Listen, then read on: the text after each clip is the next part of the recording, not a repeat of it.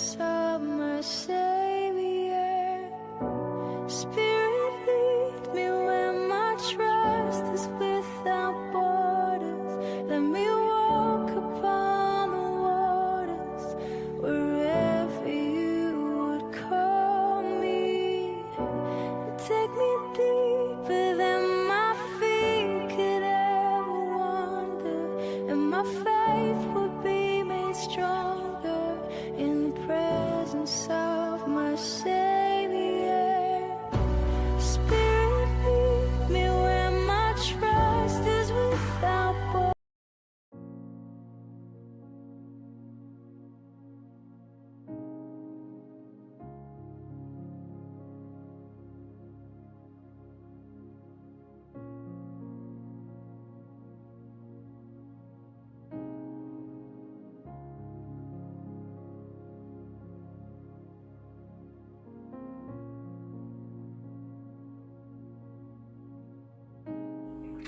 Hai Shalom dan selamat pagi pada saudara-saudara yang dikasihi Tuhan Yesus.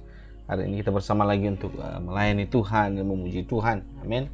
Dan kita hari ini sangat bersyukur karena kekuatan yang kita terima, karena kebaikan Tuhan yang kita dapat, dan semua kemurahan Allah yang luar biasa sehingga hari ini kita dibangunkan, dikuatkan, diteguhkan karena kasih Allah yang tidak pernah terbatas dalam hidup saudara dan saya. Amin.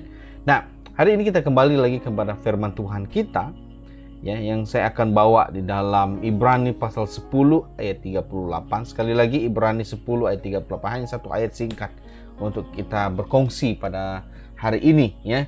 Hanya satu ayat saja untuk kita berkongsi pada hari ini, yaitu di dalam Ibrani 10 ayat 38. Saya akan bacakan bagi kita semua, ya. Apa yang saya akan kongsikan adalah Ibrani 10 ayat 38 sekali lagi. Firman Tuhan berkata, "Tetapi orangku yang benar akan hidup oleh iman, dan apabila ia mengundurkan diri, maka aku tidak berkenan kepadanya." Sekali lagi, tetapi orangku yang benar, yaitu saudara dan saya, akan hidup oleh iman. Dan kita hidup hanya karena iman, percaya kepada Yesus. Dan apabila ia mengundurkan diri daripada iman percayanya, tidak yakin dengan Yesus, tidak pasti dengan kemampuan Yesus, dan itu yang dikatakan apabila ia mengundurkan diri, maka aku, yaitu Allah sendiri, Ruh Allah itu, aku tidak berkenan kepadanya. Nah saudara, hari ini sebelum lebih lanjut, satu tema yang ingin saya kongsikan kepada kita adalah aku perlukan Yesus. Sekali lagi, aku perlukan Yesus. Kenapa? Kenapa kita perlukan Yesus? Kenapa kita perlukan Yesus di dalam kehidupan kita? Sebagai orang-orang percaya, kenapa engkau perlukan Yesus dalam hidupmu? Engkau sebagai orang Kristen yang memegang status AC sebagai orang Kristen, ya, ataupun KTP sebagai orang Kristen, mengapa engkau perlukan Yesus? Dan kenapa engkau jadi orang Kristen? Dan kenapa engkau lahir dalam keluarga Kristen? Dan ada punya tujuan Allah, ada punya tujuan Tuhan, bahwa engkau akan diberkati oleh Tuhan dan ada penyertaan Tuhan, betul? Tetapi dalam ayat ini sangat tegas dikatakan oleh surat Ibrani ini, dikatakan bahwa orangku yang benar akan hidup oleh iman percaya kepada Yesus, iman yakin pada Yesus, iman yakin dan pasti bahwa kekuatan Yesus itu tidak terbatas dalam hidupnya, bahwa iman percaya pada Yesus, bahwa Yesus berkuasa ke atas seluruh hidup kita. Nah, tetapi apabila kita mengundurkan diri, apa yang dikatakan oleh firman Tuhan, maka aku, kata firman Tuhan, maka Allah akan mengundurkan diri daripada kita. Nah, ada titik-titik tertentu di mana Allah harus mengundurkan dirinya dalam hidupmu, karena engkau, mungkin kita akan lihat di dalam beberapa perkara ini. Nah, satu persoalan kita adalah mengapa kita perlukan Dia? Kenapa kita perlukan Yesus? Nah, satu hari saudara, saya jatuh sakit. Dan sakit saya itu sangat-sangat teruk. Ya, sakit saya sangat-sangat teruk. Dan apabila saya sakit, saudara, dan saya sampai saya terduduk dan tidak boleh berdiri karena sakit yang saya alami di bagian perut saya begitu sakit dan tidak boleh saya kawal, dan sampai saya menitiskan air mata karena menahan kesakitan yang sedang saya alami. Nah, apabila saya berpikir kembali tentang kesakitan saya, saya berpikir saya hanya berpikir hanya satu pribadi yang boleh bantu saya. Sebelum saya berpikir tentang Yesus, pasti saya akan berpikir dokter yang saya perlu cari. Betul? Setiap saudara dan saya yang sakit perlu mencari dokter. Dan apabila saya sakit, ya, apabila keseriusan yang saya alami, kesakitan yang saya alami pada waktu itu, saya perlukan dokter. Saya perlukan dokter untuk bantu saya dan perlu cek perut saya, apakah yang sedang terjadi, apa yang sedang berlaku, kenapa kesakitan begitu tajam menusuk bagian perut saya sehingga saya merasakan bahwa saya sesak napas, saya tidak boleh berdiri dan harus duduk, ya. Dan kenapa apabila saya memerlukan dokter, maka dokter pasti ada jawaban yang saya perlu tahu dan perlu saya dengar agar saya tahu apa situasi saya sekarang itu, waktu itu, apakah kondisi saya pada waktu saya sakit itu, apakah keadaan sebenar saya pada waktu itu. Nah, saya bertanya kepada dokter, saya bertanya mengapa saya perlu dokter. Saya bertanya mengapa saya perlu dokter. Menjadi persoalan saya, kenapa saya perlukan dokter, ya. Kalau saudara sakit, kenapa saudara perlukan dokter? Kalau saudara jatuh sakit, kenapa saudara sangat-sangat memerlukan seorang dokter, ya? Kenapa? Karena saya tidak tahu apa yang saya sedang alami. Karena saya tidak tahu apa yang sakit yang saya hadapi. Saya tidak tahu penyakit apa yang sedang saya hadapi. Kedua, saya tidak mengerti obat apa yang harus saya makan. Betul? Saudara dan saya tidak mengerti obat apa yang harus saudara perlu makan. Kalau sakit kepala, ya mungkin kita perlu makan Panadol. Tapi kalau sakit kepala yang berlebihan, kita tidak tahu apa obat yang mungkin kita sudah makan obat Panadol, paracetamol, mungkin kita sudah makan, tapi ianya masih berlarutan. Maka kita perlu nasihat seorang dokter supaya dokter itu boleh memberitahukan kita apa yang harus kita makan, obat apa yang sesuai, apa yang harus kita lakukan, ya. Nah, yang pertama saya katakan saya tidak tahu penyakit saya apa yang saya alami waktu sakit perut itu. Kedua, saya tidak mengerti obat apa yang harus saya makan. Yang ketiga, saya juga tidak mengerti apa yang saya perlukan. Jadi dalam kondisi keadaan kita sakit, di dalam kondisi keadaan kita yang sangat menderita, kita memerlukan dokter yang tepat. Betul? Kita memerlukan dokter yang tepat, kita memerlukan dokter yang betul, supaya kita tahu penyakit kita itu boleh dirawat, penyakit kita itu boleh diobati, penyakit kita itu boleh disembuhkan, ya. Tidak sembuh total, tapi dia dipulihkan secara perlahan-lahan. Dan kita memerlukan dokter yang tepat. Kita memerlukan perawat yang tepat untuk merawat sakit penyakit itu. Nah, bila berjumpa dengan dokter yang tepat, saya akan mendapat rawatan yang betul. Setuju? Bila saya berjumpa dengan dokter yang tepat, maka saya akan mendapat rawatan yang tepat. Nah, bila saya berjumpa dengan dokter yang salah, maka saya akan mendapat rawatan yang salah. Kemungkinan besar saya akan mengalami kesakitan yang lebih berpanjangan. Mungkin akan menyebabkan penyakit yang lebih kritikal lagi, ya. Mungkin menyebabkan penyakit yang lebih serius lagi, ya. Mungkin boleh menyebabkan kematian karena saya tidak mendapat rawatan yang betul, tidak mendapat dokter yang tepat. Kalau saya sakit mata, tidak mungkin saya akan mencari seorang dokter gigi. Kalau saya sakit perut, tidak mungkin saya mencari cari polis untuk rawat saya. Kalau saya sakit badan, tidak mungkin saya cari peguam. Saya tidak mungkin mencari di luar konteks yang seharusnya. Boleh mengerti sampai di sini? Nah, mengapa aku perlukan Yesus?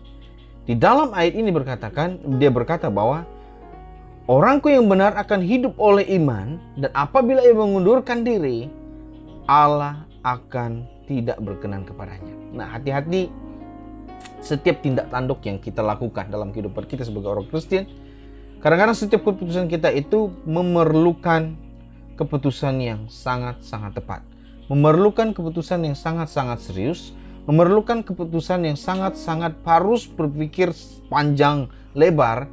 Dan jangan hanya karena melihat lelaki itu lebih kacak, lelaki itu lebih handsome, wanita itu lebih cantik, wanita itu kaya, dia jutawan, maka kita harus meninggalkan seluruhnya hanya karena seorang wanita, hanya karena seorang lelaki kita meninggalkan iman percaya kita kepada Yesus.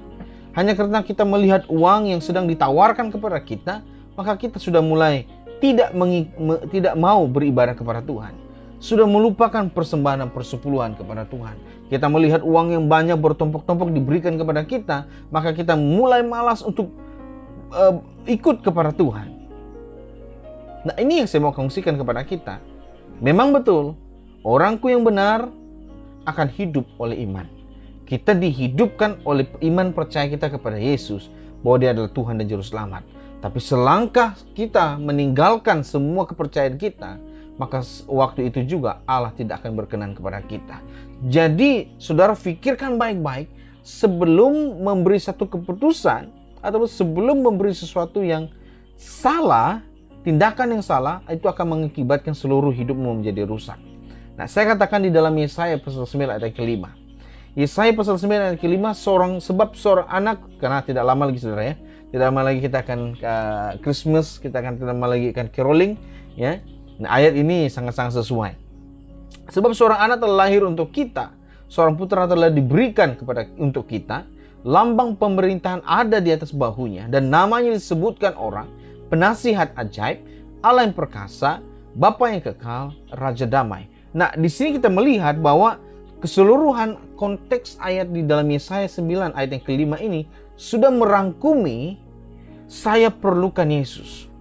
Sudah merangkumi saya sangat-sangat memerlukan Yesus. Kenapa? Kenapa Yesus itu menjadi harus kepentingan dalam hidup kita?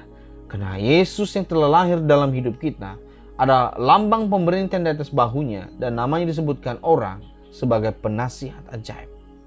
Dia adalah beautiful counselor yang baik menasihati kita lewat firman Tuhan, yang membantu kita, mendidik kita, memperbaiki semua kelakuan-kelakuan kita, yang memperbaiki semua tingkah laku kita, perkataan kita, agar kita selaras dengan firman Allah.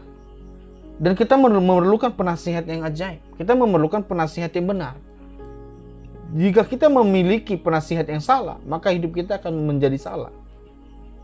Jadi sebagai orang Kristen, engkau punya penasihat yang besar. Siapa? Yesus Kristus. Melalui siapa? Pastor, saya mau bercakap dengan Tuhan. Tuhan tidak boleh berbicara dengan saya. Saya sudah puas berdoa, tapi Tuhan tidak pernah pun berkata-kata dengan saya. Kenapa? Karena engkau berpikir secara logik. Engkau berpikir karena engkau mau melihat Tuhan itu berbicara langsung kepadamu. Tapi engkau tidak pernah melihat firman Tuhan yang selama ini ditaburkan. Itulah nasihat Allah yang diberikan ke dalam hidup kita sebagai orang-orang Kristen. Setiap firman yang keluar daripada Alkitab, setiap firman yang keluar daripada firman Allah, Alkitab yang kita lihat, Alkitab yang kita baca, di sanalah perkataan Allah dan nasihat Allah. Dan lebih lagi, Roh Kudus yang berbicara dalam hidup kita. Roh Kudus yang memberikan nasihat-nasihat supaya ini memberitahukan ini salah, itu benar, ini tidak baik, ini dosa, dan ini tidak, dan ini dan sebagainya. Dan Roh Kudus punya tanggung jawab besar, saudara, untuk memimpinmu supaya engkau mengenal jalan mana yang betul, jalan mana yang salah.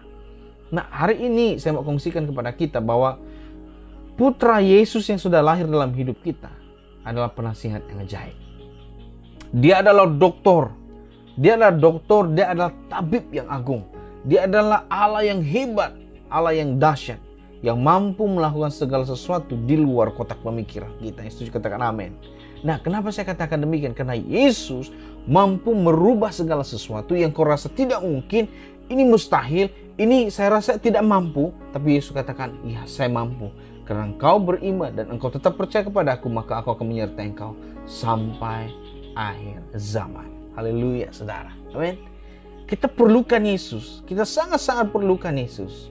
Apapun kondisi dan keadaanmu, apapun situasimu pada hari ini, engkau masih memerlukan Yesus. Engkau diberkati atau tidak diberkati, engkau masih memerlukan Yesus. Engkau kaya atau miskin, engkau masih memerlukan Yesus.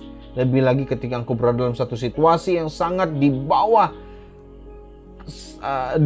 sesuatu yang begitu menekan engkau, di sana engkau memerlukan Yesus. Tapi waktu engkau berada di atas, ingat, saya pesan di sini adalah jangan pernah sesekali meninggalkan harapanmu pada Tuhan. Karena Tuhan sudah berkati engkau, Tuhan sudah memulihkan engkau. Maka Allah berhak berada dalam posisi hidupmu nomor satu. Dalam keadaan apapun engkau berada diberkati, engkau harus ingat Yesus. bahwa dia adalah sumber segala sesuatu. Saudara, dia adalah obat. Dia adalah sang penyembuh. Kalau orang buta boleh diberikan penglihatan, boleh melihat. Kalau orang peka boleh mendengar. Kalau orang bisu boleh berkata-kata. Orang bongkok boleh berdiri kembali. Orang lumpuh boleh berjalan. Orang mati boleh dibangkitkan. Apalagi kondisi hidupmu yang hanya sekecil itu, hanya sekecil kuman di mata Allah. Masalah-masalah yang kita hadapi itu boleh Tuhan atasi, asal engkau terus percaya dan berharap kepada Dia. Karena aku perlukan Yesus. Sedangkan perempuan yang sakit pendarahan 12 tahun hanya dengan menyentuh jubah Allah itu boleh mengalami kesembuhan total. Tidak mengalami langsung apa-apa lagi detik itu. Lebih lagi kita yang beriman kepada Kristus, yang beriman percaya kepada Yesus dan Dia adalah Tuhan dan Juru Selamat kita. Lebih daripada itu, Tuhan pasti menolong saya dan saudara. Setuju katakan amin. Nah, oleh itu saudara, marilah kita tetap percaya kepada Dia. Dan saya sangat-sangat membawa jemaat-jemaat Tuhan ataupun saudara-saudari yang di luar sana adalah untuk mempercayai Yesus sebagai Tuhan dan Juru Selamatmu. Dan aku perlukan Yesus. Amin. Aku sangat-sangat perlukan Yesus. Apapun situasi kita hari ini, saya mau katakan, aku perlukan Yesus. Lebih lagi engkau sedang memilih pasangan hidupmu, engkau sedang memilih untuk berkawin, bernikah, untuk pergi ke langkah seterusnya, engkau sangat-sangat perlukan Yesus. Jangan sampai sudah bernikah, engkau melihat keadaan suami dan istrimu yang begitu buruk, engkau menyesal menikahi dia, engkau menyesal berkawin dengan dia, dan engkau membuat kata putus, aku mau bercerai. No, itu bukan adalah keputusan yang tepat. Karena Yesus adalah boleh memulihkan. Jadi oleh itu, mulai dari pilihanmu yang pertama, dari awal-awal lagi, saya mau katakan di sini adalah supaya engkau memilih pasangan yang terbaik. Benar, Tuhan boleh menyediakan pasangan yang baik. Tapi engkau punya pilihan. Apakah engkau memilih seturut pilihan Tuhan ataupun engkau memilih menurut pandanganmu? Di sini kita pikir baik-baik. Jangan sampai menyesal di belakang hari. Jangan sampai tindak tanduk kita yang agresif, yang mau memilih jalan sendiri, yang memilih mau mengikuti kehendak sendiri, maka akhir-akhirnya baru engkau berteriak, Yesus, Yesus di mana engkau? Yesus di mana engkau? Yesus di mana engkau? Padahal Yesus sudah tidak ada dengan engkau. Karena dalam ayat ini sudah menegaskan, sekali engkau mengundurkan diri, aku tidak berkenan kepadanya. Saudara, orang Kristen, kau harus pegang Yesus sampai titik akhirnya. Di dalam kekristenan tidak ada istilah hukum mati kalau engkau tidak percaya Yesus. Maksud saya begini, kalau engkau hari ini kau Kristen, maka aku berhak, saya sebagai seorang hamba Tuhan berhak memukul engkau supaya engkau tidak meninggalkan kekristenan. Di dalam kekristenan tidak ada halangan. Engkau keluar boleh. Tapi di mata Tuhan, sekali engkau meninggalkan Dia, maka hari itu juga Dia tidak akan datang memberkati engkau. Dia tidak akan datang mendengar doamu. Dia tidak akan datang melawat waktu engkau sakit. Dia tidak akan datang waktu engkau sedang merayu kepadanya. Mau kita seperti itu, saudara? Apakah kita mau dalam keadaan seperti itu yang tidak terpedulikan karena engkau di luar kasih Yesus? Hari ini engkau yang berada dalam kasih Yesus, mari percaya kepada Dia. Sesungguhnya sampai kesudahan hidup saudara. Jika di luar sana ada yang mendengar yang mau percaya kepada Yesus, mari datang kepada Yesus. Karena Yesus penuh kasih, Yesus penuh damai. Dia adalah Bapa yang baik, Bapa yang kekal, Allah yang perkasa, Raja damai. Tuhan Yesus memberkati saudara.